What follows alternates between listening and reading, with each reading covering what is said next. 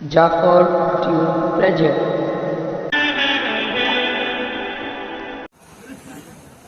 আমার প্রিয় ভাইরা, আমি আজকে আপনাদের সামনে বড় বড় আলোচক বিন্দু আমার পরে আসতেছেন। আমি আপনাদের সামনে আজকে একটা বিষয়ে কথা বলতে চাই। আমরা যারা আলোচনা শুনতে আসছি, দুনিয়াতে আমরা যত আমলেই করি, বড় আমল করি আর ছোট আমল করি, আমাদের উদ্দেশ্য হলো জান্নাতে যাওয়া। কথা ঠিক কিনা? আমরা জান্নাতে ছিলাম, জান্নাতের উত্তরাধিকারী আমরা নিজেরাই। আমাদের পিতা হযরতে আদম আলাইহিস সালাম, আমাদের আম্মাজান বিবি হাওয়া আলাইহাস সালাম, ওনারা জান্নাতে ছিলেন। কোন কারণে ওনারা জান্নাত থেকে চলে আসছেন। এখন আমরা আবার আদম সন্তান যারা, আদম হাওয়ার সন্তান যারা, আমরা আবার জান্নাতে যেতে চাই। কি রাজি আছেন? জান্নাত কি দুঃখের ঘর না সুখের ঘর? যাইবেন জান্নাতে, আওয়াজটা এরকম দুর্বল হলো কেন? আমরা সকলে জান্নাতে যাইতে রাজি আছি না নাই? জান্নাতে কারা কারা যাবে? কি আমল করলে জান্নাতে যাওয়া যাবে? কোনো ভূমিকার দরকার নাই। আমি সংক্ষেপে জান্নাতে যাওয়ার কিছু টিপস, আমলি পদ্ধতি, জান্নাতে পৌঁছার জন্য আমরা দুনিয়াতে যারা সফল কাম, দুনিয়াতে যারা সাকসেস, তারাই জান্নাতি। সুবহানাল্লাহ। দুনিয়াতে যারা ব্যর্থ, তারা পরকালেও ব্যর্থ।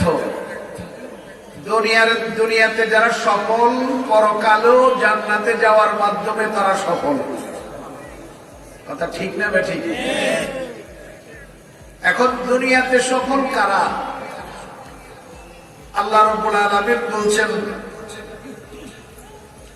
ইন্নাল্লাযীনা আমানু ওয়া আমিলুস সালিহাতি লাহুম জান্নাতুন তাজরি মিন তাহতিহাল আনহার যালিকাল ফাওজুল কাবীর। নিশ্চয়ই যারা ঈমানদার, ঈমান যাদের কাছে আছে আর যারা নেক আমল করে, তাদের জন্য রয়েছে জান্নাত। যাদের কাছে ঈমানের দৌলত আছে এবং আমলে সালেহ নেক আমল আছে, তাদের জন্য রয়েছে জান্নাত, যেই জান্নাতের তলদেশে অনেক নহর প্রবাহিত। সুবহানাল্লাহ।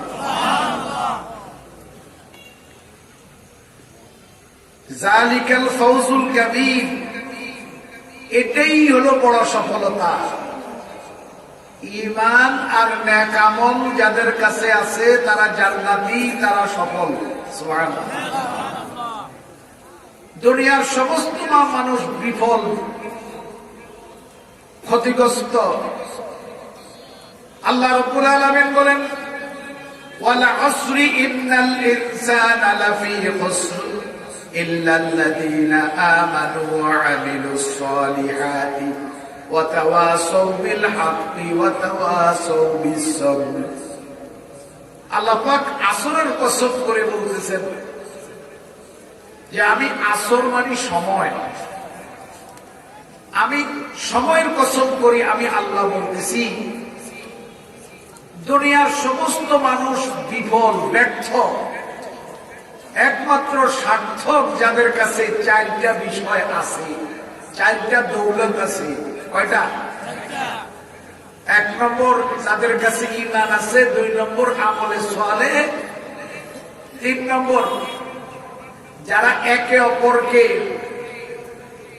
হক, সৎ কাজ করার পরামর্শ দেয় এবং একে অপরকে বিপদে ধৈর্য ধারণ করার পরামর্শ দেয়। হকের উপদেশ দেয়, সত্যের উপদেশ দেয় এবং ধৈর্য ধারণের উপদেশ দেয় এবং ঈমান আর নেক আমল যাদের কাছে আছে তারা হলো সফল, তারা ক্ষতিগ্রস্ত নয়। আমার প্রিয় ভাইরা, আল্লাহ রাব্বুল আলামিন সূরা আল ইমরানের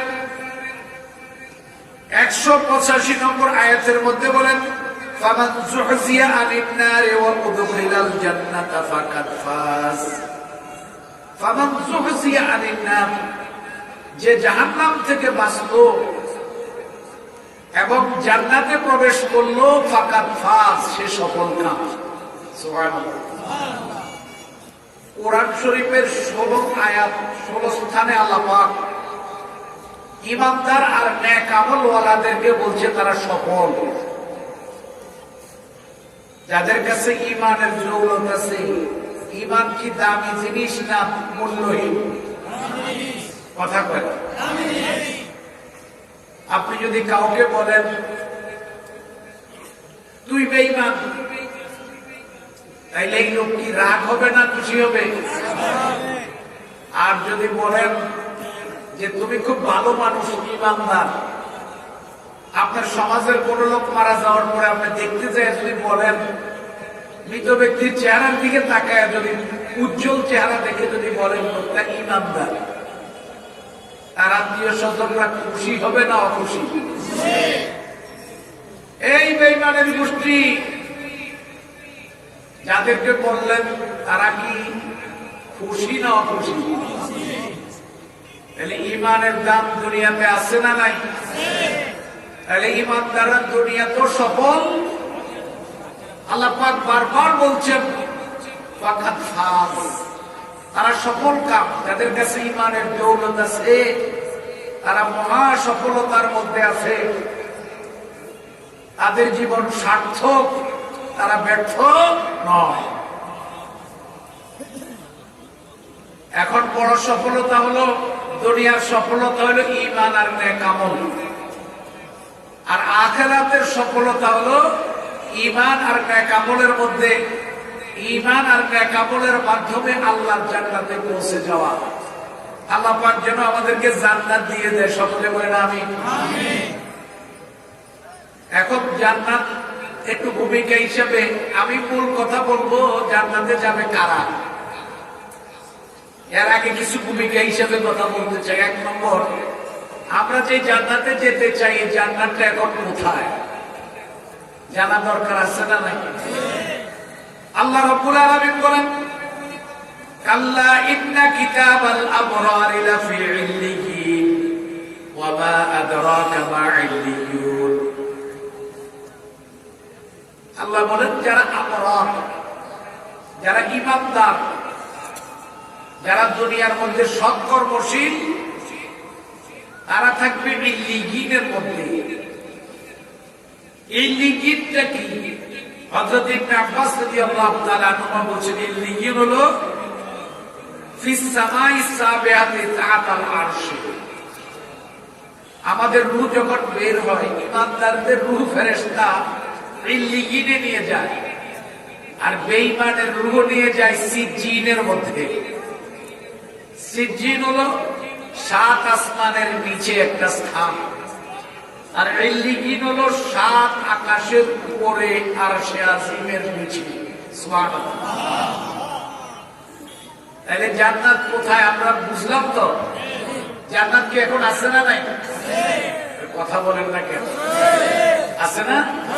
আল্লাহর হাবিব মেরাজে যায় জান্নাত দেখছি কিনা?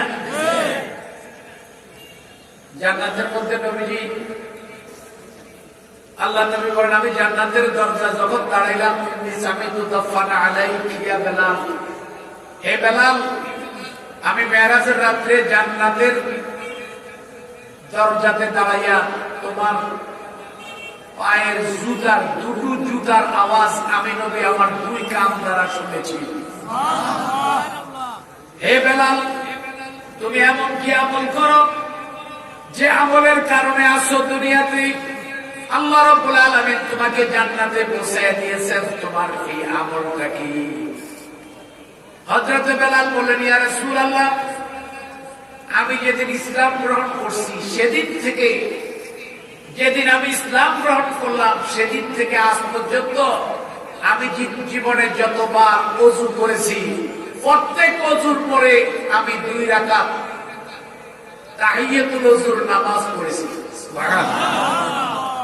আল্লাহর হাবিব বললেন বিজালিক, এই 2 রাকাত নামাজের ইজ্জত ও বরকতে আল্লাহ পাক তোমাকে জান্নাতে তোমার অবস্থান নির্ধারণ করে দিয়েছেন। আল্লাহ নবী জান্নাতে হযরত বেলালের পায়ের আওয়াজ শুনছে কিনা? তাহলে বোঝা যায় জান্নাত আছে না নাই? মেরাজ থেকে এসে হযরত ওমরকে বলেন, ওমর আমি যখন জান্নাতের দরজায় মেরাজের রাতে দাঁড়িয়েছি তখন আমি তোমার জান্নাতি বিবি, ওমর আমি তোমার জান্নাতি বউ, জান্নাতি বিবিকে আমার নিজের চোখে দেখেছি। হে ওমর, আমি রাসূল চেয়েছিলাম তোমার জান্নাতি বিবির সাথে কথা বলবো, কিন্তু আমি কথা বলি নাই। ইয়া রাসূলুল্লাহ, আপনি কথা কেন বললেন না? ওমর জিজ্ঞাসা করলেন। তুমি শোনার পরে যদি তোমার গায়রত হয়, তুমি কিছু মনে করো, আল্লাহু আকবার, তাইলে বুঝা যায় জান্নাত এখনো আছে না নাই? তাইলে জান্নাত আছে কোথায়? আরশে আজিমের নিচে, 7 আকাশের উপরে। জান্নাতে যাওয়ার পথ কেমন হবে? জান্নাতে যেতে চাই, আল্লাহ পাক জান্নাত তৈরি করলেন, জান্নাতের ভিতরে নেয়ামত তৈরি করলেন। সম্মানিত শ্রোতা মণ্ডলী, আল্লাহ রাব্বুল আলামিন জান্নাত তৈরি করার পরে, জান্নাতের মধ্যে অগণিত নেয়ামতগুলি তৈরি করার পরে আল্লাহ পাক হযরত জিবরাইলকে পাঠিয়ে দিলেন, হে জিবরাইল তুমি জান্নাতটা একটু দেখতে যাও। জান্নাত আর জান্নাতের নেয়ামত তৈরি করার পরে জান্নাত পরিদর্শন সার্ভ করার জন্য, জান্নাত দেখার জন্য কারে পাঠাইলেন? জিবরাইল। জিবরাইল তো জান্নাতে গেল, জান্নাত দেখে আইসা বলে, আল্লাহ পাক জিজ্ঞেস করলেন জান্নাত তুমি কেমন দেখলা জিবরাইল? হযরত জিবরাইল বলতেছে ওয়া ইজ্জাতিক লা ইসমিউ বিহা আহাদুন ইল্লা দাখালাহা। হে আল্লাহর নবী, আমি জিবরাইল আল্লাহ পাকের জাতের কসম করে বলি, রব্বুল আলামিন আমি আপনার ইজ্জতের কসম করে বলি, আমি জিবরাইল যে জান্নাত দেখে আসছি নেয়ামতপূর্ণ, এই জান্নাতের কথা যারাই শুনবে জান্নাতে যাওয়ার জন্য পাগল হয়ে যাবে। আমার ভাইরা, আরো কিছুদিন পর আল্লাহ পাক ওয়া হুফফাত বিল মাকারিহি, ওই জান্নাতটাকে আল্লাহ পাক কষ্ট দিয়ে ঢেকে দিলেন। জান্নাতে ঢুকতে যেই সমস্ত নেক আমল কষ্ট করে করতে হয়, এই নেক আমল দিয়ে, এই কষ্ট দিয়ে আল্লাহ পাক জান্নাতকে ঢেকে দিলেন। প্রথমবার জিবরাইলকে পাঠাইলেন, জান্নাত তৈরির পরে জান্নাতের নেয়ামতগুলি সব সাজায়া মাজায়া পাঠাইলেন। জিবরাইল আল্লাহকে বললেন, আল্লাহ যা দেখলাম জান্নাত, এই জান্নাতের খবর যারাই শুনবে আপনার জাতের কসম, তারা জান্নাতে যাওয়ার জন্য কি হয়ে যাবে? অস্থির হয়ে যাবে। দ্বিতীয়বার কি করলেন? ওয়াহুফাত বিল মাকারিহি, আল্লাহ পাক নিজেই জান্নাতকে ঢেকে দিলেন, আচ্ছাদিত করে ফেললেন, ঢাইকে দিলেন কষ্ট দিয়া। কষ্ট জান্নাতে এমনি যাওয়া যাবে না, জান্নাতে যাইতে হলে কতগুলি কষ্ট দুনিয়াতে করতে হবে। এই কষ্ট দিয়ে আল্লাহ পাক জান্নাতকে ঢেকে দিলেন। এবার শুধু নেয়ামত সাজাইয়া জিবরাইলকে পাঠাইতেছেন না, কষ্ট, ক্লান্তি, দুঃখ, বেদনা, এগুলি দিয়া জান্নাতকে আল্লাহ পাক কি করলেন? ঢেকে দিলেন। হযরত জিবরাইলকে পাঠিয়ে দিলেন, জিবরাইল দেখো তো এবার, দ্বিতীয়বার তুমি এবার জান্নাত দেখে আসো। হযরত জিবরাইল দ্বিতীয়বার জান্নাতে গেলেন, দ্বিতীয়বারও জান্নাত দেখলেন। দেখে এসে আল্লাহ রাব্বুল আলামিন জিজ্ঞাসা করলেন, জিবরাইল কেমন জান্নাত দেখলেন? হযরত জিবরাইল বলেন, ওয়া ইজ্জাতিকা লাকাদ খিফতু লা ইয়াদখুলুহা আহাদুন। হযরত জিবরাইল বলেন, রব্বুল আলামিন, আমি দ্বিতীয়বার জান্নাতের মধ্যে যা দেখলাম, আপনি জান্নাতকে কষ্ট দিয়া যেভাবে, দুঃখ কষ্টের আমল দিয়া জান্নাতে যেভাবে ঢেকে রেখেছেন, ইবাদতের কষ্ট দিয়া, রোজা রাখা এটা কষ্ট না? শীতের রাত্রে শেষ রাত্রে উঠে ওযু করা শীতের সময় কষ্ট না? হজে যাইয়া কষ্ট করা, মিনা আরাফা মুজদালিফায় দৌড়াদৌড়ি করা, হজের কাজ সম্পাদন করা কষ্ট না? প্রয়োজনে আল্লাহর রাস্তায় জিহাদ করা কষ্ট না? সব কষ্ট দিয়ে আল্লাহ পাক জান্নাতকে যখন ঢেকে দিলেন, জিবরাইলকে পাঠাইলেন। জিবরাইল জান্নাত দেখে এসে বলতেছে, আল্লাহ, আমি এবার যে কষ্ট দ্বারা আচ্ছাদিত, কষ্ট দ্বারা আবৃত, কষ্ট দ্বারাই ঢেকে দেওয়া যে জান্নাত এবার দেখলাম, আমার ভয় হইতেছে এত কষ্ট কেউ করতে পারবে না, জান্নাতেও যেতে পারবে না। আল্লাহু আকবার। তাহলে জান্নাতে যেতে হলে কষ্ট করা লাগবে কিনা? কথা কয় না। প্রথমবার জিবরাইলের সফর যখন বলছি, আপনারা খুশি হয়ে গেছেন। শ্বশুর বাড়িতে যাইতে যেমন শুধু বাসের টিকেটের মূল্য লাগে, আর বাড়ির কাছে হইলে তো সাধারণ মিশুকে যাওয়া যায়, জান্নাতে মনে হয় এইভাবে পৌঁছে যাব। জান্নাতকে আল্লাহ পাক কষ্ট দিয়ে, ইবাদতের কষ্ট, সাধনা, মেহনত, তাজকিয়া, কোরআন তেলাওয়াত, তাসবিহাত, এই সমস্ত নেক আমল করার পরেই আল্লাহর জান্নাতে যাওয়া যাবে। কথা ঠিক কিনা? তাহলে জান্নাতের পথটা কি কষ্টের না খুব সহজ? দ্বিতীয় নম্বর, প্রথম জান্নাতে কারা যাবে? প্রথম বলছিলাম জান্নাত কোথায়, দ্বিতীয় নম্বর বলছিলাম জান্নাতের পথটা কেমন, তৃতীয় নম্বর হলো জান্নাতে যাবে কে। প্রথম জান্নাতের মধ্যে কারা যাবে, কাদের সৌভাগ্য হবে? আল্লাহ রাব্বুল আলামিন কাদেরকে জান্নাতে পৌঁছায় দিবেন প্রথমে? আল্লাহর হাবিব বলেন, আনা উহাররিকু বাবাল জান্নাত, আমি রাসূল সর্বপ্রথম জান্নাতের দরজাতে যাব, বেহেশতের দরজাতে পৌঁছে আমি বেহেশতের দরজাকে নক করব, পরাঘাত করব, খোলার জন্য ধাক্কা ধাক্কি শুরু করব। সুবহানাল্লাহ। ফায়ুফতাহু লি, আমি রাসূল যখন জান্নাতের দরজাতে নক করব, সর্বপ্রথম আমার জন্য, আমি রাসূলের জন্য জান্নাত খোলা হবে, আর আমার পিছনে থাকবে মাই ফুকারাউল মুমিনিন, ঈমানদারদের একদল দরিদ্র গরীব মানুষ আমার সাথে জান্নাতে প্রবেশ করবে। তাইলে গরিবেরা প্রথমে জান্নাতে যেতে পারবে। কথা ঠিক কিনা? আমার ভাইরা, জান্নাতে আল্লাহ পাক অনেক নেয়ামত দিবেন, অনেক লম্বা আলোচনা করার সুযোগ নাই। সবচেয়ে বড় নেয়ামত, যা চাইবেন, কত নেয়ামত দিবেন, আপনি যা চাইবেন তা দিবে কে? কথা বলেন কে?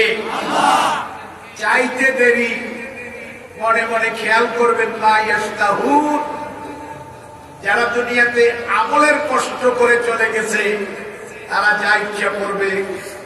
কবুতরের গোশত যদি গুনাহ করা খাইতে পারতাম, আক্ষেপ করার সাথে সাথে কবুতরের গুনাহ করা গোশত সামনে উপস্থিত। সুবহানাল্লাহ। গরিব মানুষ ছিলাম আমি সৌদি আরবের মরিয়ম খেজুর, আজওয়া খেজুর খেতে পারি নাই। আর এখন যদি আজওয়া খেজুর খেতে পারতাম, আল্লাহ রাসূল বলতেন আল আজওয়া মিনাল জান্নাহ, নবীজি বলছে আজওয়া খেজুরটা যে দুনিয়াতে আছে এটা জান্নাতি খেজুর। সুবহানাল্লাহ। আপনি ইচ্ছা করবেন আজওয়া খেজুর, মরিয়ম খেজুর সব আপনার সামনে উপস্থিত। জান্নাতের মধ্যে অগণিত নেয়ামত আমাদেরকে দিবেন কে? আল্লাহ। আর একটু আওয়াজ করে বলেন তো কে? আল্লাহ। আমার ভাইরা, জান্নাতীরা সবচেয়ে বড় নেয়ামত, আল্লাহর নেয়ামত পূর্ণ বেহেশত, যাকে আমরা বলি বেহেশত। বেহেশত করে পারছি, এটা বাদ দেন, জান্নাত বলবো আরবি শব্দ, সোয়াব হবে। কথা ঠিক কিনা? জান্নাতীরা জান্নাতের মধ্যে যখন বিভিন্ন নিয়ামতের মধ্যে ডুবন্ত, কেউ খেলাধুলা করতেছে, কেউ বিনোদন করতেছে, হুরদের সাথে গান বাদ্য কেউ কেউ করতেছে ওখানে। আমার বন্ধুরা, জান্নাতীরা যখন জান্নাতের মধ্যে বিভিন্ন নিয়ামতের মধ্যে মশগুল থাকবে, ব্যস্ত থাকবে, ঠিক এমন সময় হঠাৎ একটা আওয়াজ শুনবে, একটা আওয়াজ আসবে সকল জান্নাতীদের কানের মধ্যে, একটা শব্দ হবে, আতুরিদুনা শাইয়ান উযীদুকুম। তোমরা কি আরো কিছু চাও? জান্নাতের মধ্যে যা পেয়েছো আরো কিছু অতিরিক্ত চাও কিনা? অলু, জান্নাতি সমস্ত ইমানদারেরা, জান্নাতবাসীরা আল্লাহর দরবারে বলতে থাকবে, আলাম তাবিলু জুহানা আলাম তাদখুলানাল জান্নাতা। আপনি কি আমাদের চেহারা কি উজ্জ্বল করেন নাই? আপনি কি আমাদেরকে জান্নাতে প্রবেশ করান নাই? আলাম নুনাজ্জিনা মিনান নার, জাহান্নামের আগুন থেকে কি আপনি আমাদেরকে বাঁচান নাই? জান্নাতীরা আওয়াজটা বুঝতে পারবে, আওয়াজ হবে, হে জান্নাতীরা, আমার বান্দারা, তোমরা আরো অতিরিক্ত কিছু চাও কিনা? তখন জান্নাতীরা, আল্লাহ পাক যখন এইভাবে আওয়াজ দিবে, জান্নাতীরা বলবে, আয় আল্লাহ, আপনি আমাদের চেহারা উজ্জ্বল করেছেন, আমাদেরকে এই নিয়ামতের বাগিচায় প্রবেশ করার তৌফিক দিয়েছেন, আল্লাহু আকবার। আপনি আমাদেরকে জাহান্নামের অগ্নি থেকে, প্রজ্বলিত আগুন থেকে আপনি আমাদেরকে মুক্তির ব্যবস্থা করে দিয়েছেন।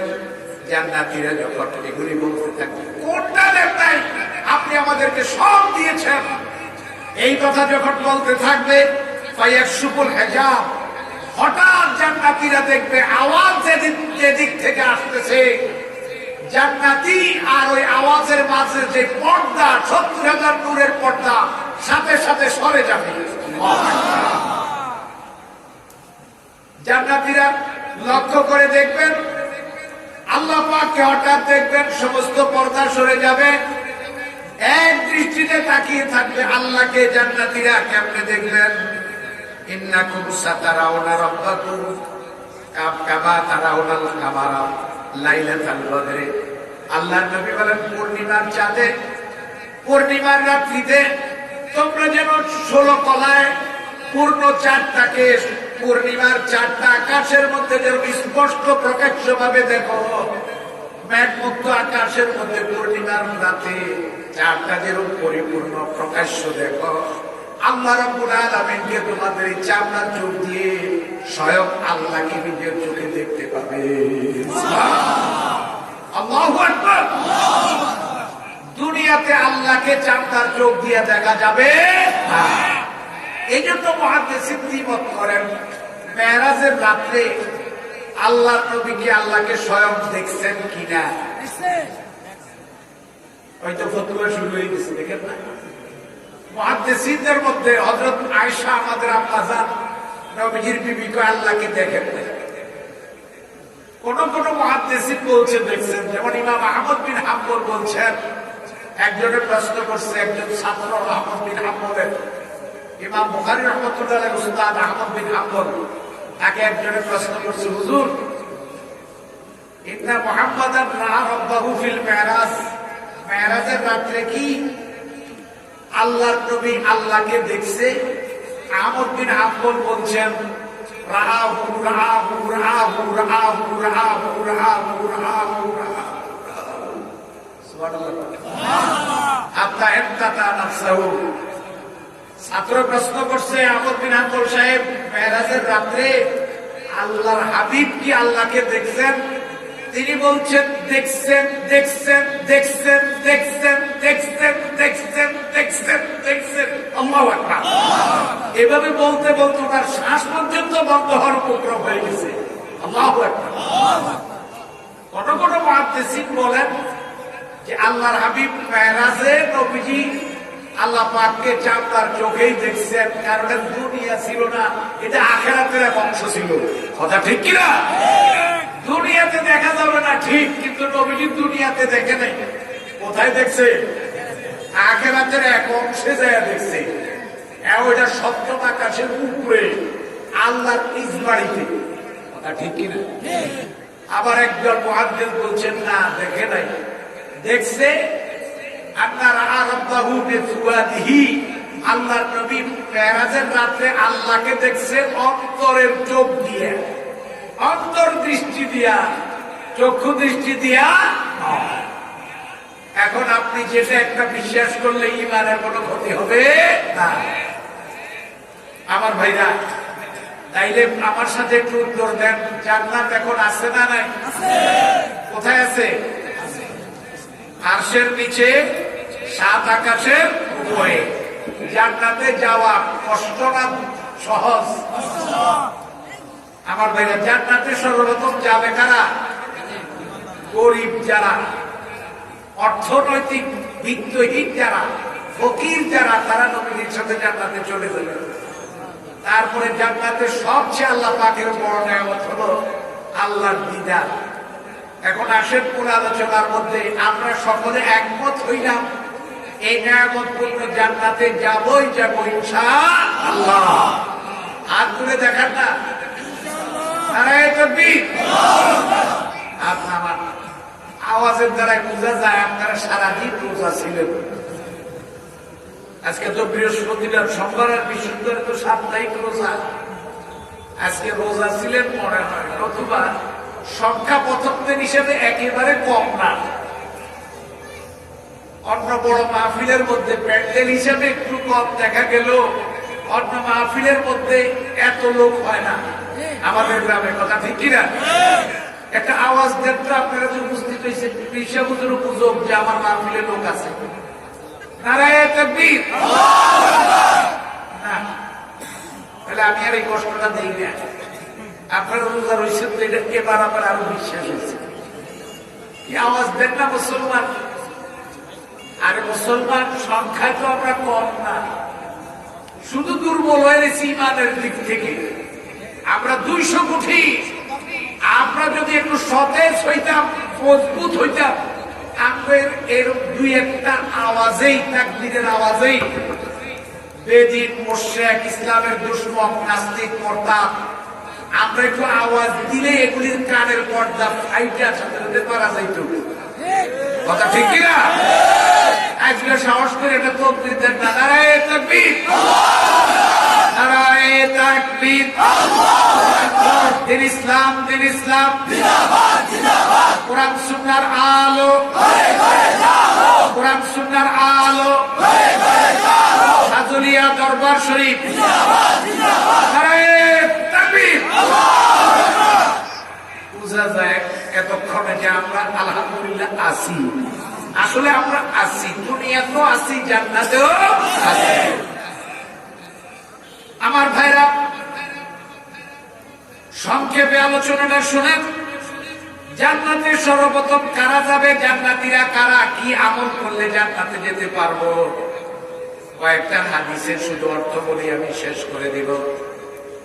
আল্লাহ রাসূল বলছেন, হাদিসটা বর্ণনা করেছেন হযরত আবু হুরায়রা, বুখারীতে আছে, আন্না রাসূলুল্লাহ সাল্লাল্লাহু আলাইহি ওয়াসাল্লাম قال কুল্লু উম্মতি ইয়াদখুলুনাল জান্নাহ ইল্লা মান আবা। আল্লাহর নবী বলেছেন, আমার সব উম্মতেরাই জান্নাতে যাবে। সুবহানাল্লাহ। সব উম্মতের মধ্যে আছি না? আমার সব উম্মতেই জান্নাতে যাবে। কিন্তু যারা আবা আবা, আবারা যাবে না, আবা আবা। আমার উম্মতের মধ্যে একদল থাকবে আবা, শুধু আবারা জান্নাতে যাবে না। হযরত সাহাবায়ে কেরাম বললেন, ইয়া রাসূলুল্লাহ, জিজ্ঞেস করলেন, মান আবা? হে আল্লাহর নবী, আপনার উম্মতের মধ্যে আবা কারা, যারা জান্নাতে যেতে পারবে না? আল্লাহর নবী বললেন, মান আতানি দাখালাল জান্নাহ।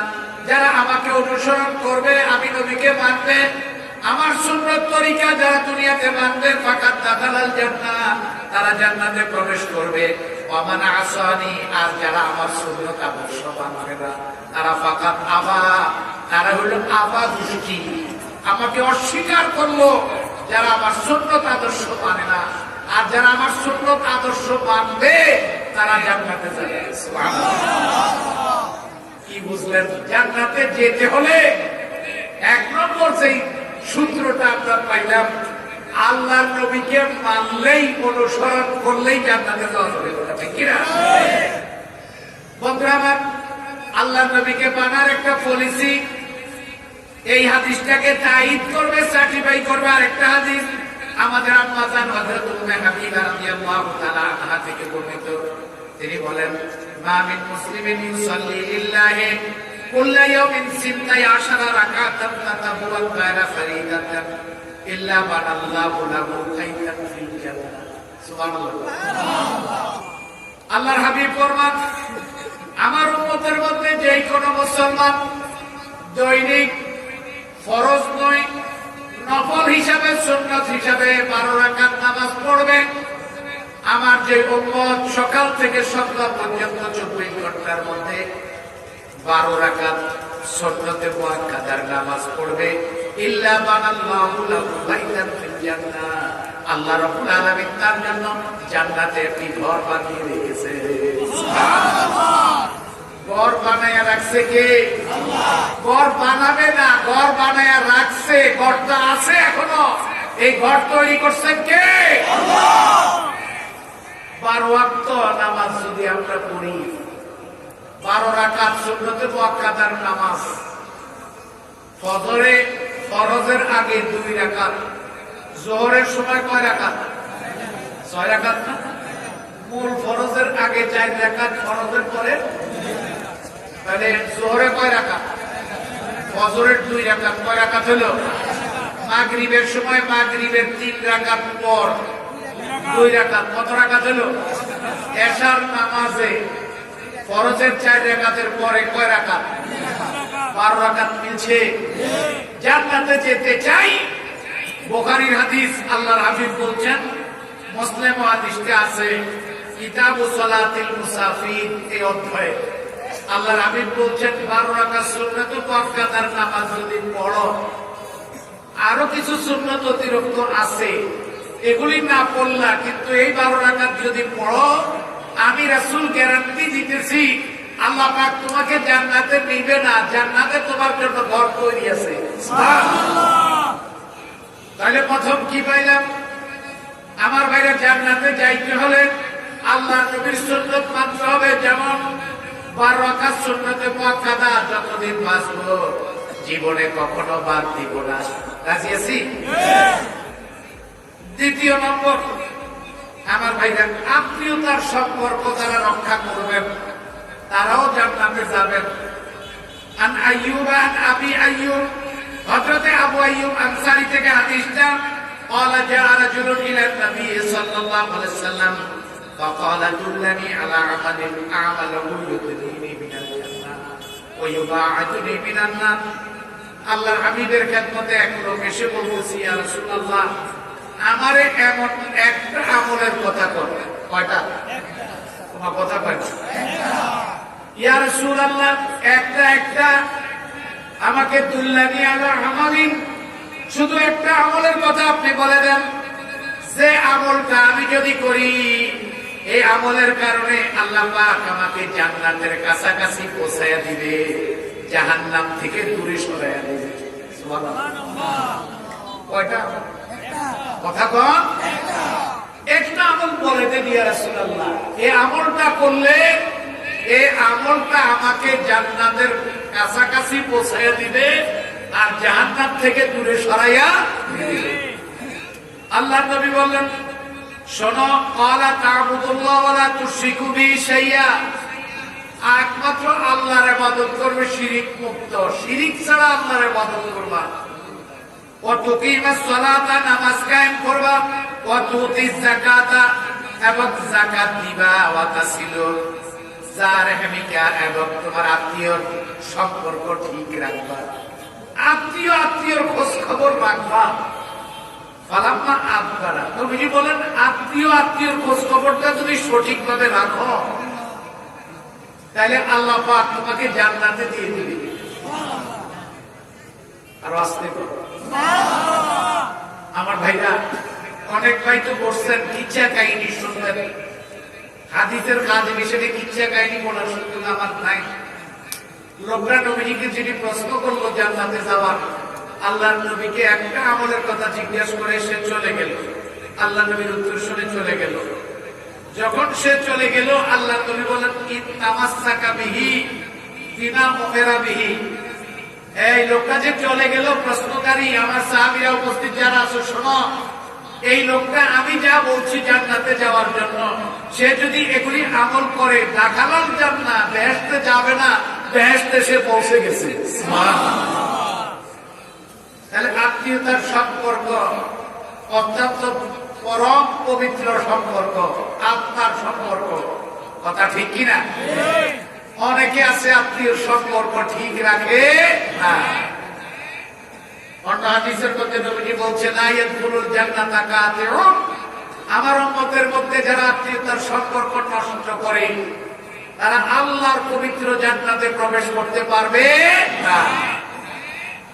আত্মীয়র প্রতি খোঁজ খবর রাখবো, আত্মীয়র সেবা করবো। কে কে একটু হাত তুলে দেখান তো। নারায়ে তাকবীর। হাত নামান, হাতটা উঠেলাম এই জন্য আপনার চেহারা যেরকম, মনটা এরকম না। অনেকে আছে আসলে আত্মীয়র খোঁজ খবর রাখে না। কথা ঠিক কিনা? আত্মীয় যে, তাকে মাঝে মাঝে মোবাইল করবো, দাওয়াত দিব, তার বাড়িতে যাব, খোঁজ খবর নিব, দুঃখ সুখে অংশগ্রহণ করব। রাজি আছি তো? 4 নম্বর, জান্নাতে যারা যেতে চাই, যার 2টা মেয়ে আছে, কয়টা? অথবা 2 এর অধিক, 3-4টা মেয়ে আছে। মেয়ে দেখলেই তো অনেক মেয়ের বাপের অশান্তিতে আছে, হায় হায় আল্লাহ দিল না। হাদিস শোনো, আল্লাহর নবীর 10 বছরের খাদেম হযরত আনাস বিন মালিক বলেন, قال رسول الله صلى الله عليه وسلم من عال جاريتين حتى تبلغا جاء يوم القيامة انا واصحابه رواه مسلم। আল্লাহ নবী বলেন, যার 2টা মেয়ে আছে, কয়টা? 2টা মেয়েকে লালন পালন করলো, সৎ পাত্রে বিয়ে দিল, সুশিক্ষায় শিক্ষিতা বানাইলো, 2টা মাত্র মেয়ে তাকে পরিচর্যা করলো, লালন পালন করলো, আর সুন্দর করে খোঁজ খবর নিল। কিয়ামতের দিন এই 2 মেয়ের বাবা আমি রাসূল জান্নাতের কাছাকাছি থাকবো।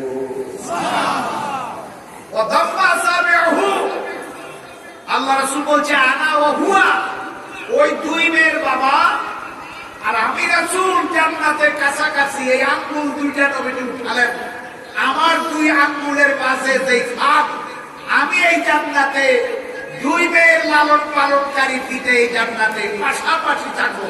আল্লাহু আকবার। তার অর্থ, তোমার 2টা মেয়ে আছে, 2টা জান্নাত আছে। কথা ঠিক কিনা? একজন প্রশ্ন করতেছে, ইয়া রাসূলুল্লাহ, আমার মেয়ে আছে একটা মাত্র। কয়টা? একটা মেয়ে আছে ইয়া রাসূলুল্লাহ। 2 মেয়ে অথবা 2 মেয়ের অধিক যদি হয়, সেই বাবারে আপনি সুসংবাদ দিলেন, ওই বাবা ওই অভিভাবক আপনার সাথে জান্নাতে থাকবে, কাছাকাছি অবস্থান করবে।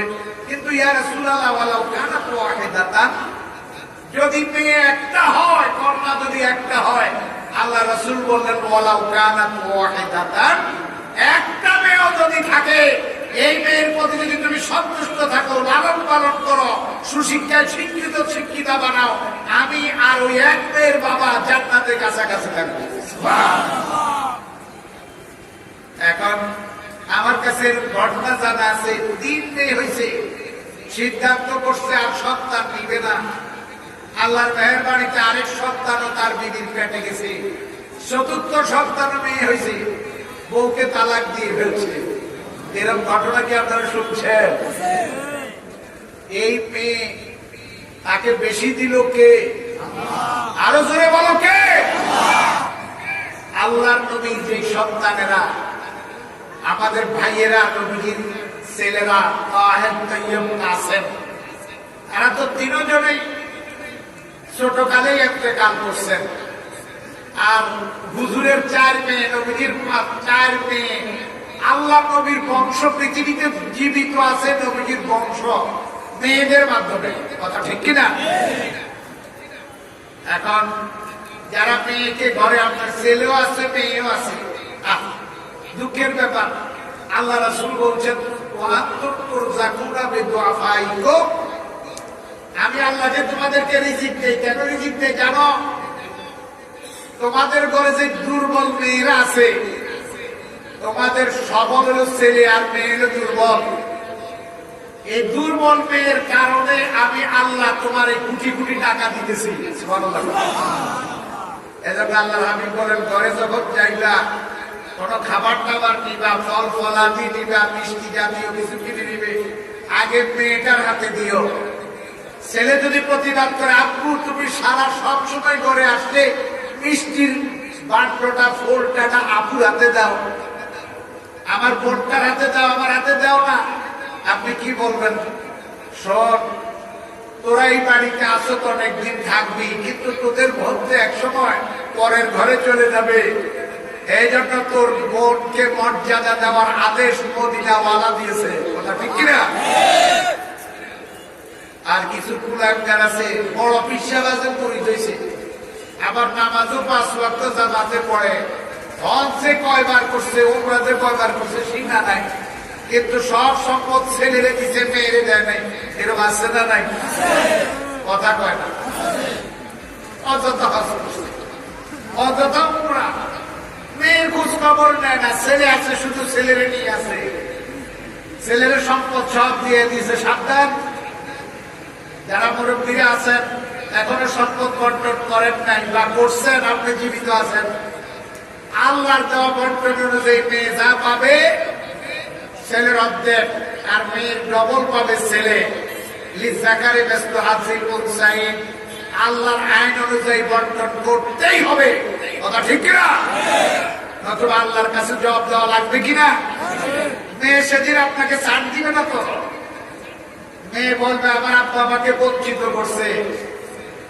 আমি নিজে জানাজা করতে গেছিলাম, আজ থেকে ধরেন 15-20 বছর আগে জানাজা শুরু হয়ে যাবে।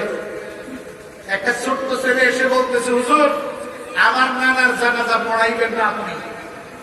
আমি বললাম, কারণ? হুজুর আমার এই নানা যার জানাজা পড়তে আসছেন, আমার নানা, আমার মা আর খালা, আপনারা 2 জন, আর মামার হইল 3 জন। আমার নানাই সব সম্পদ আমাদেরকে দিয়েছে, আর আমার মা আর খালারে বিয়ে শাদিও কিছু গরিব করে। আমরা সব মূর্খ, লেখাপড়া করতে পারি না। আমার মা আর খালা আমার নানার উপরে খুব অসন্তুষ্টি ছিল তার মেয়েরা। সুতরাং আপনি জানাজা পড়ি করবেনটা কি? আল্লাহু আকবার। আমি সব নেচুদপুর মাদ্রাসায় নতুন হাদিসের খাতের তখন আলহামদুলিল্লাহ এলাকার গণ্যমান্য লোকরা একাই আসলো, এই মুরব্বীর 3 ছেলে উপস্থিত। এখন কইলাম, তোমরাই 3 জনে তোমার আব্বার জানাজা পড়ো। এখন আমি যেহেতু পড়তাম না, অন্যেরও তো পড়বে না, কারণ বড় ছেলেটা ইঞ্জিনিয়ার ছিল, সে বলছে, হুজুর আমার আব্বার জানাজা পড়া দরকার হলে আমার থেকে স্টাম্প নেন। আজকেই রাত্রে বসে আমার আব্বা আমার ভাইদেরকে যে সম্পদ সবই দিয়ে ফেলছে, বোনেরা কোরআন হাদিস অনুযায়ী যা পাবে আমরা ফেরত দিব। আল্লাহু আকবার। এরপরে কাগজে স্বাক্ষর টাক্ষর নিয়ে জানাজা, এরকম যদি এরকম দিয়ে একটা এসব এলাকা হইত, আমরাও হেদায়েত হয়ে যেতাম। কথা ঠিক কিনা? আর বাইরেও সাবধান, বোন যদি থাকে বোনকে খুব খোঁজ খবর নিবেন, টেলিফোন করবেন, বোনের খবর নিবেন, আত্মীয়তার সম্পর্ক প্রতি যত্নবান হবেন। যাদের মেয়ে আছে, মেয়ের প্রতি যারা যত্নবান হবে তারা জান্নাতের মালিক হবে। সুবহানাল্লাহ। আমার ভাইরা, নারীরা জান্নাতে যাবে, জান্নাতে কারা যাবে আমি আলোচনা করতেছিলাম। 5 নম্বর হলো মহিলারা জান্নাতে যাওয়া খুব সহজ। হযরত আবু হুরায়রা থেকে হাদিস, আল্লাহর হাবিবের সাথ ফরমান, ইজা সাল্লাতিল মারআতু খামসাহা ওয়া সামাত শাহরাহা ওয়া হাসানাত ফারজাহা ওয়া আতাআত বালাহা। আল্লাহর হাবিব বলেন, যেই নারী 5 ওয়াক্ত নামাজ যথাযথভাবে পড়ে, পবিত্র অবস্থায় 5 ওয়াক্ত নামাজ যথাযথভাবে যেই নারী পড়ে এবং রমজান মাসে রোজা রাখে এবং তার লজ্জাস্থানকে হেফাজত করে, এবং স্বামীর আনুগত্য করে, মোট 4টা আমল যেই নারী করবে 5 ওয়াক্ত নামাজ পড়বে, রমজান মাসের রোজা রাখবে এবং নিজের লজ্জাস্থান, নারীদের লজ্জাস্থান কি? মাথা কি লজ্জাস্থান না? কথা কয় না? হাত কি লজ্জাস্থান না? পুরা দেহটাই লজ্জাস্থান, শুধু হাতের 2টা তালু, পায়ের নাকলুর নিচে অংশ ছাড়া পুরাটাই লজ্জাস্থান। আওরা, আওরা মানে লজ্জাস্থান, এটাকে হেফাজত করতে হবে। যদিও কেউ কেউ বলছেন চেহারা খোলা যাবে, সেটা হলো প্রয়োজনের সময় খুলবেন। চেহারা হলো আসল, চেহারা দেখতে তো আপনি সবই বুঝে ফেলবেন, কথা ঠিক কিনা? এই জন্য চেহারাকে আমাদের দেশে আমাদের মধ্যে এটা নিয়ে বিতর্ক হয়েছে। প্রয়োজনে নারীরা চেহারা খুলতে পারবে, অপ্রয়োজনে খোলা যাবে না। আমার প্রিয় ভাইরা, যেই নারী এই 4টা আমল করবে, লজ্জাস্থানকে হেফাজত করবে, স্বামীর আনুগত্য করবে। আমাদের দেশের নারীরা তো আসলে স্বামীর আনুগত্য করে না, খুব কম, কথা ঠিক কিনা? কথা বলেন না? আবার এদেরকে বুঝাইতে হবে, এদের বুঝ কম। 5 ওয়াক্ত নামাজ এবং রমজান মাসের রোজা, স্বামীর আনুগত্য, লজ্জাস্থান, মাথা, পেট, পিঠ, শরীরকে হেফাজত পর্দার সাথে দিকে রাখবে। আল্লাহ নবী বলেন কিয়ামতের দিন আল্লাহ পাক এই নারীকে বলবে, জান্নাতের সবগুলি দরজা তোমার জন্য খোলা, যেই কোনো ইচ্ছা, যেই কোনো দরজা তুমি জান্নাতে প্রবেশ করো। সুবহানাল্লাহ। প্রিয় ভাইরা আমার, কোন আমল করলে আমরা জান্নাতে যেতে পারবো, এই কথাগুলি আলোচনা করতেছিলাম। বেশি বেশি যারা সালাম প্রদানকারী, বেশি সালাম, আসসালামু আলাইকুম রাহমাতুল্লাহি ওয়া বারাকাতুহু। আপনার সালামটা জবাব দেন তো, আমি যেটা বলছি। আলহামদুলিল্লাহ, কত মজা লাগছে শুনতে, আওয়াজটা কত সুন্দর, কথা ঠিক কিনা? বেশি বেশি যারা সালাম দিবে, আরে ভাই 2-1টা নেক আমলও আমাদেরকে জান্নাতে পৌঁছায় দিবে, কথা ঠিক কিনা? এক লোক বলতেছি, ইয়া রাসূলুল্লাহ, কাদ কাসুরাত আলাইহি আহকামুল ইসলাম, হে আল্লাহর নবী, ইসলামের এত বিধান, এত নিয়ম, এগুলি আমার উপর বেশি হয়ে গেছে। হুজুর, হে আল্লাহর নবী, কম আমল দিয়া জান্নাতে যেতে পারবো এমন একটা 2-1টা নেক আমলের কথা আমাকে বলে দেন। আল্লাহর নবী বললেন, লাম ইয়াজাল রাতাবাম মিন যিকরিল্লাহ, লিসানাকা রাতাবাম মিন যিকরিল্লাহ। জান্নাতে যেতে চাও সোজা, তো সব সময় তোমার জিহ্বাটা আল্লাহর জিকিরে সিদ্ধ রাখো, নরম করো। সুবহানাল্লাহ। সব সময় আল্লাহর জিকির করো, এই জিকির তোমাকে জান্নাতে পৌঁছায় দেবে। এক সাহাবী বললেন, আমার আমল কম, তবে আমি আপনাকে মহব্বত করি। আল্লাহর হাবিব বলেন, সাহাবী শোনো, আল মারু মা মান আহাব্বা। নবীজি বলেন, শোনো, আমার উম্মতের মধ্যে যে যাকে মহব্বত করবে তার সাথে তার জান্নাত হবে। যে আমাকে মহব্বত করো, আমার সাথে আল্লাহ তোমাকে জান্নাতে পৌঁছায় দিবে। যে কোনো ছোট্ট নেক আমল আমাদেরকে যদি সহিভাবে আমরা করি, এই নেক আমলটা আমাদেরকে জান্নাতে পৌঁছাইতে পারবে কিনা? কথা একটু জোরে পারবে কিনা? আমরা বেশি বেশি সালামের চর্চা যারা করবো, সালাম, এখন তো সালামের চর্চা কম। সকাল বিকাল কি জানি কয়, সকালে কি কয়, ভোর পড়ে, কথা কয়, অর্থাৎ কি শুভ সকাল, অর্থাৎ কি আজকের সকাল বেলাটা ভালো, সকাল বেলাটা ভালো, মেঘ মুক্ত, পূর্ব আকাশে মেঘ নাই, আকাশটা স্বচ্ছ পরিষ্কার, এটা নিয়ে অর্থ। যদি অর্থ এটা হয়, গুড মর্নিং, আজকের সকালটা ভালো, তাহলে এটা সকালে না ভালো, আপনার কি হইল, আপনার কি উপকারী ছিল করবে। আর যদি গুড মর্নিং এর অর্থ হলো এই যে তোমার জন্য সকালটা শুভ হোক, তোমার জন্য সকাল বেলাটা কি হোক, ভালো হোক, এটা যদি অর্থ হয়, তাহলে আপনি যে গুড মর্নিং করেছিল, তোমার সকাল বেলাটা ভালো হোক, আপনি তাহলে জিজ্ঞেস করেন, ভাই আমার দুপুর বেলার খবর কি, রাত্রের খবর কি? শুধু সকালের কথা বলবা, রাত্রের কথা তো বললা না। আমরা এগুলি বলবো না।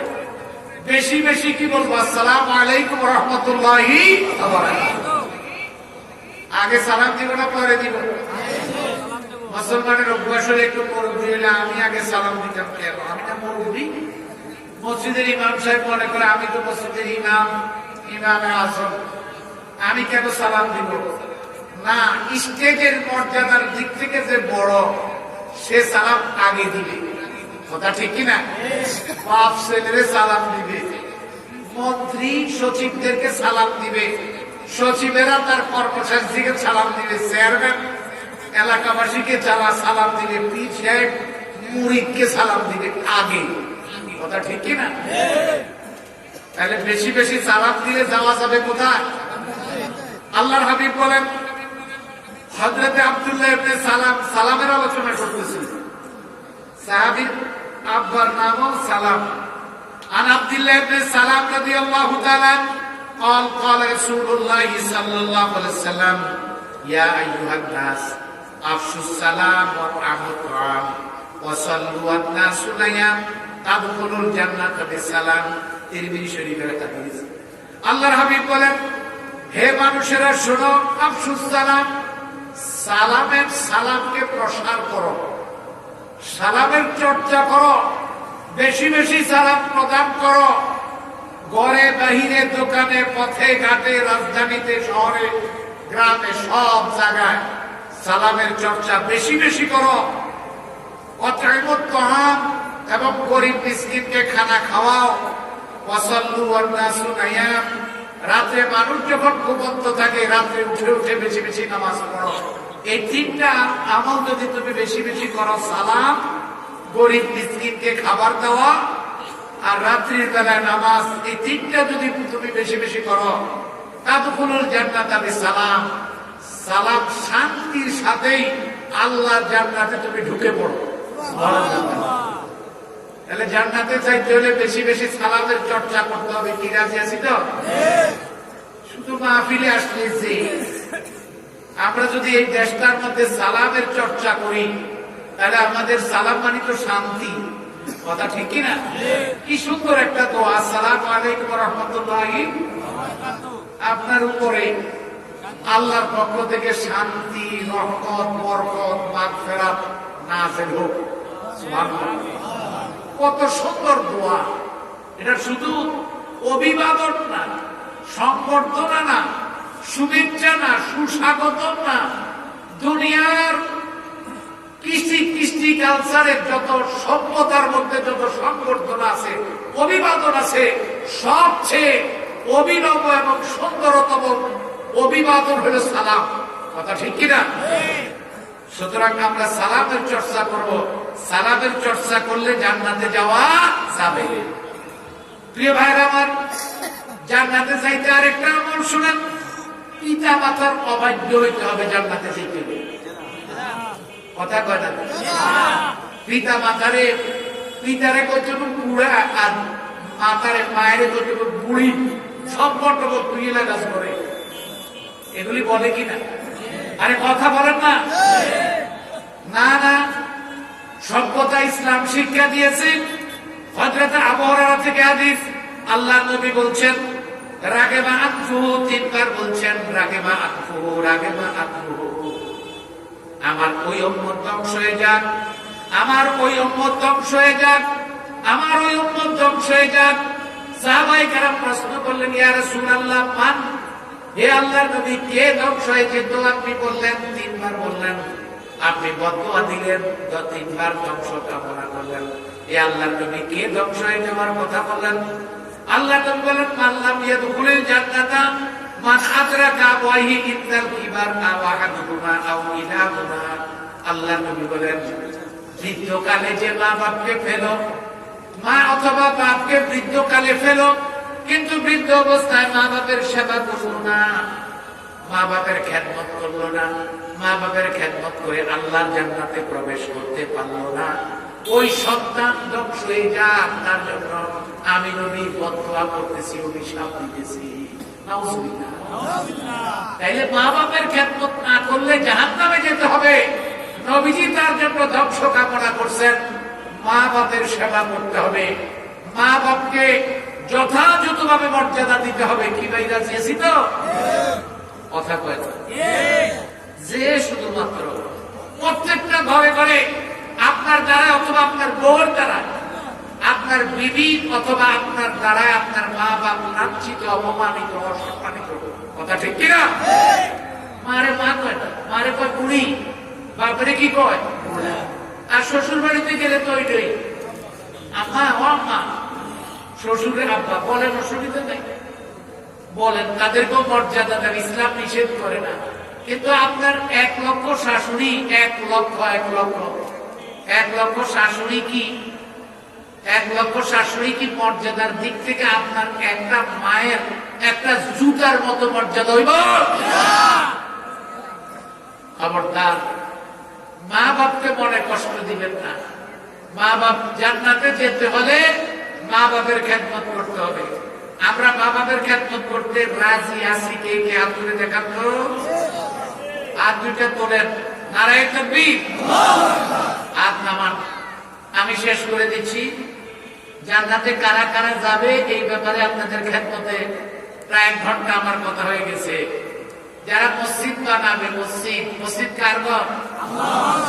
মসজিদ যারা বানাবে, আল্লাহ রাসূল বলছেন, ওসমান বিন আফফান থেকে মুসলিম শরীফের হাদিস, আল্লাহ রাসূল বলছেন, মান বানা লিল্লাহি মাসজিদান, যে ব্যক্তি আল্লাহকে খুশি করার জন্য, শিল্পপতি দানবে এই নিয়তে না, আল্লাহকে খুশি করার জন্য যে মসজিদ বানাবে অথবা মসজিদে ফ্যান দিবে, মসজিদে ইটা দিবে, মসজিদে বালি দিবে, মসজিদ তৈরি করাতে যে সহযোগিতা করবে, বানাল্লাহু লাহু ফিল জান্নাতি মিসলাহু, আল্লাহ পাক যে দুনিয়াতে আল্লাহর ঘর তৈরি করবে মসজিদ, আল্লাহ পাক বেহেশতের মধ্যে তার জন্য এরকম ঘর বানায়া রাখছে। আরো জোরে কর। রাস্তার পাশে দিয়ে যাইতেছেন, মসজিদের কালেকশন চলতেছে, 10 টাকা দিয়ে দিবেন, এই 10 টাকার বিনিময়ে বেহেশতে আপনার জন্য জান্নাত হয়ে গেছে। সুবহানাল্লাহ। রাজি আছি তো? প্রিয় ভাইরা আমার, আরেকটা হাদিস বলে জান্নাতে যাওয়ার জন্য আল্লাহর হাবিব স্বয়ং বলেন, আমি জান্নাতের গ্যারান্টি দিতেছি। নবীজি যদি গ্যারান্টি দেয়, আমাদের আর কোনো সমস্যা আছে? আজমানুল লাকুমুল জান্নাহ, আমি রাসূল জান্নাতের গ্যারান্টি দিতেছি। উম্মতেরা তোমরা যদি আমাকে 2টা বিষয়ের গ্যারান্টি দাও। কয়টা? 1 নম্বর, মাইয়াজমানু লি মা বাইনা লাহিয়াইহি ওয়া মা বাইনা রিজলাইহি, আল্লাহর নবী বলেন, আমার উম্মতের মধ্যে যেই ব্যক্তি তার মুখকে হেফাজত করবে, মুখকে হেফাজতের দায়িত্ব নিবে, মুখ দিয়ে গালিগালাজ করবে না, মন্দ কথা বলবে না, অশালীন মন্তব্য করবে না, গীবত করবে না, শিকায়েত করবে না, মিথ্যা বলবে না। যে ব্যক্তি মুখকে হেফাজত করবে আমার উম্মতের, আমার যে উম্মত মুখকে হেফাজত করবে, আর 2 রানের মাঝখানে যে লজ্জাস্থান আছে, লজ্জাস্থানকে হেফাজত করবে। উম্মত, আমাকে তোমরা 2টা জিনিস হেফাজতের গ্যারান্টি দাও, মুখের হেফাজত করবা আর লজ্জাস্থানের হেফাজত করবা। এই গ্যারান্টি যদি দাও, আজমানুল লাকুমুল জান্নাহ, আমি রাসূল তোমাদেরকে জান্নাতের গ্যারান্টি দিয়ে দিলাম। সুবহানাল্লাহ। কি ভাই, মুখ হেফাজত করতে রাজি আছি তো? ফিষ্ট মুখ হেফাজত করবেন, আজে বাজে কথা বলবেন না। যারা সমালোচনা করে ওদের থেকে দূরে থাকবেন, আর যদি শক্তি থাকে নিষেধ করবেন। আরেকজনের সমালোচনা, আরেকজনের গীবত, আরেকজনের ব্যাপারে মন্তব্য, এগুলি থেকে দূরে থাকবেন। পরে কিছু তরকারির মধ্যে জাল একটু বেশি হইলেই ঝগড়া লেগে যাবেন না, এগুলি করবেন না। হ্যাঁ, তুমি কেন এই কাজটা করলে না? মুখকে হেফাজত করতে হবে, লজ্জাস্থানকে হেফাজত করতে হবে। আরেকটা ব্যাপার বলে শেষ করছি। হাদিসটা, আল্লাহর 99টা নাম আছে, আছে না নাই? আল্লাহ, জোরে বলেন তো আল্লাহ। আর একটু জোরে, আল্লাহ। এটা হলো আল্লাহর ইসমে জাত, আল্লাহর সত্তাগত নাম, মূল নাম। এরপর আল্লাহর গুণবাচক নাম আছে 99টা। এই 99টা নাম যদি কেউ দাখালাল জান্নাহ, আল্লাহর 99টা নাম যদি আবার কোন মুখস্থ করে, মুখস্থ থাকে, এই 99টা নাম মুখস্থ করলো, এই উসিলায় আল্লাহ পাক তাকে জান্নাত দিয়ে দিবেন। রহমান, রহিম আছে না? আল্লাহর ৯৯টা নাম মুখস্থ করার চেষ্টা করবেন। জান্নাতে যাওয়ার জন্য কিছু কথা আপনাদের খেদমতে আমি রাখলাম। নবীজির সুন্নত অন্তত নামাজের মধ্যে কয় রাকাত নামাজ? কথা কন। আত্মীয়তার সম্পর্ক অটুট রাখবো, ঠিক রাখবো, খোঁজ খবর নিব ইনশাআল্লাহ। ৩ নম্বর, কন্যা সন্তান যাদের আছে তাদের কন্যা সন্তানকে আদর যত্ন বেশি করবো না কম করবো? জান্নাতে যাইতে হলে। তারপরে মহিলাদের জন্য 4টা কাজ করতে হবে জান্নাতে যাইতে হলে। 5 ওয়াক্ত নামাজ, রমজানের রোজা, স্বামীর আনুগত্য, আর লজ্জাস্থানের হেফাজত। জান্নাতের যে কোনো গেট দিয়া জান্নাতে যেতে পারবে। আর আমার ভাইরা, বেশি বেশি সালাম, বেশি বেশি কি আজকে থেকে শুরু করবেন তো? বেশি বেশি সালাম চর্চা করবো, সালাম দিব। আবার সাইড করে লেট্রিনে সালাম টালাম দিয়ে দেবেন। খাওয়ার সময় সালাম দেওয়া যাবে, খাওয়াটা মধ্যে হালকা। কেউ একজনে চা খাইতে আছে, সালাম দিয়ে আপনি যে খাইতে নাছেন আমি তো দেখি না। আরে বুট মুড়ি খাই, এসবে সালাম দেওয়া যাবে, অসুবিধা নাই। এমন খাবার যদি থাকে মুখের কিছু করতে পারতেছে না, তাহলে এই সময় চোখ লাগবে, বিলম্ব করেই যান। মুখের জাবর কাটা যখন ছেড়ে গেল তখন সালাম দিলেন। উম্মে আনি নবীজিকে সালাম দিলেন। হুজুরের চাচাতো বোন হযরত আলীর বোন উম্মে আনি, নবীজি গোসল করতেছে, উম্মে আনি এসে সালাম দিয়েছে, আসসালামু আলাইকুম ওয়া রাহমাতুল্লাহ। আল্লাহ নবী গোসল সাইয়া ওয়া আলাইকুমুস সালাম ওয়া রাহমাতুল্লাহি ওয়া বারাকাতুহু। তো সালাম চর্চা করবো, রাজি আছি?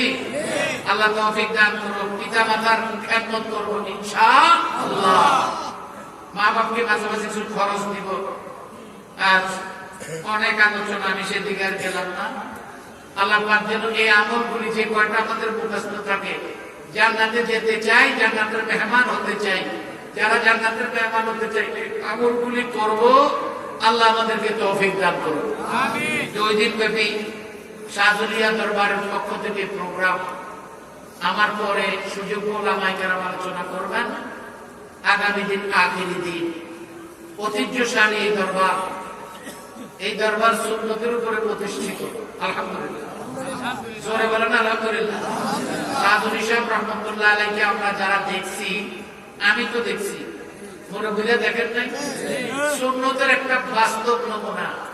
আল্লাহ নবীর ছোট সুন্নত উনি কখনো অবহেলা করেন নাই। সুন্নতের উপরে হুজুর যখন প্রায় 100 বছর বয়সী, তখন আমরা স্টেজে হুজুরকে দেখছি চুপচাপ, এই যে আয়েশা বইছে মাগরিবের নামাজের পরে, ওযু করে আয়েশা যে বইছে মাগরিবের নামাজ স্টেজে বসছে, এশাও পড়ছে, ফজরও পড়ছে। এরকম দেখছেন কয়জনে? হাত তোলেন তো। আল্লাহু আকবার। এটা আমার এখনো বুঝে আসে না, এটা ওনার একটা কারাম আছে। এই বয়সের আল্লাহর বান্দা, এই বয়সে 100 মতো বয়স, যে সময় এই সময় দেখতাম মাগরিবের মতো পরে ওদের স্টেজে বসা, ফজর পর্যন্ত। কথা ঠিক কিনা? আর সুন্নতের প্রতি এমন পায়বন, আল্লাহু আকবার। আল্লাহ নবীর কথা আমি অনেক পীর মাশায়েখদেরকে দেখছি, পীর মাশায়েখদেরকে আমরা মন দিয়ে শ্রদ্ধা করি, কিন্তু হুজুরের মতো একদম সুন্নতে রাসূলের একটা বাস্তব নমুনা এই ধরনের পীর মাশায়েখ বাংলাদেশে আমি কম দেখছি। আপনারা হয়তো বেশি দেখছেন না, আমার মতেই। আমার ভাইরা, আল্লাহ পাক হুজুরের এই বাগান শাহজলি সাহেব রহমতুল্লাহ আলাইহি, বর্তমান পীর সাহেব হুজুর, আমি যতটুকু জানি, আমি যতটুকু দেখছি আমার নজরে, এই দরবারে আমি নিশ্চিত করে আসার পরে যদি 30টা প্রোগ্রাম তো হয়েছে, 30 বছর যেহেতু আমার হয়েছে, তো 30 বছরে আমি এই প্রোগ্রামে আসি। আলহামদুলিল্লাহ। আমাকে ওনারা কখনো বাদ দেন নাই, প্রত্যেক বছরেই আমাকে ওনারা বলেন আসার জন্য। আর যদি কোনো বছর বাদ দিয়ে দেয়, আমি নিশ্চিন্ত থাকি, আমি তো এই দরবারের ভক্ত, আমি নিজেই আসবো। পোস্টার দেখলেই মনে করবো যে এটাই দাওয়াত। কথা ঠিক কিনা? মোবাইল করা লাগবে। সার্বিকভাবে এই দরবারকে আমরা মন দিয়ে ভালোবাসি, মন দিয়ে ভালোবাসবো। দরবারের বিশাল প্রতিষ্ঠান হয়েছে, এই দরবারের প্রতিষ্ঠানগুলির প্রতি আমরা নজর রাখবো ইনশাআল্লাহ। বর্তমান হুজুর যে পরামর্শ আমাদেরকে দিবেন, যেভাবে চলার জন্য দিক নির্দেশনা পেশ করবেন, আমরা ইনশাআল্লাহ এইভাবে চলবো। আমাদের একটু বয়স হয়ে গেছে, কখন দুনিয়া থেকে কে চলে যায় ঠিক নাই। আপনাদের কাছে আগামী বছর যদি মাহফিল হয়, হায়াত থাকে, আপনাদের সাথে দেখা হবে। আর যদি হায়াত না থাকে দোয়া করবেন আল্লাহ যেন আমাদেরকে জান্নাতি আমল করে জান্নাতে যাওয়ার তৌফিক দান করে। আমিন। ওয়া মা আলাইনা ইল্লাল বালাগ। আসসালামু আলাইকুম ওয়া রাহমাতুল্লাহি ওয়া বারাকাতুহু।